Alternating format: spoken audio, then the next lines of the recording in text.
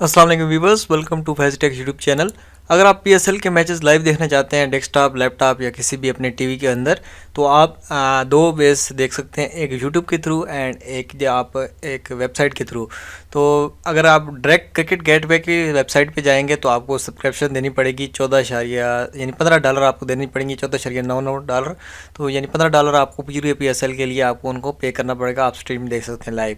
Otherwise आप यहाँ पे गूंज.pk जो ऐप है, इनकी ऐप भी है, वहाँ ऐप पे भी जाके देख सकते हैं, और gूंज.pk/channel/ptv स्पोर्ट्स पे जाके आप देख सकते हैं, या स्लैश चैनल पे आप जाएँ गूंज.pk पे, तो आपको यहाँ पे पीएसएल लाइव नज़र आएगी। तो ये बहुत ही अच्छी चल रही है। मैं काफ़ी यानी जब से यानी ओपनिंग सेरेमनी से पहले हम यूट्यूब पे देख रहे थे। यूट्यूब पे आपने जाना है तो क्रिकेट गेटवे पीके के नाम से यूट्यूब चैनल है। तो ये रिसेंटली ओपन हुआ है।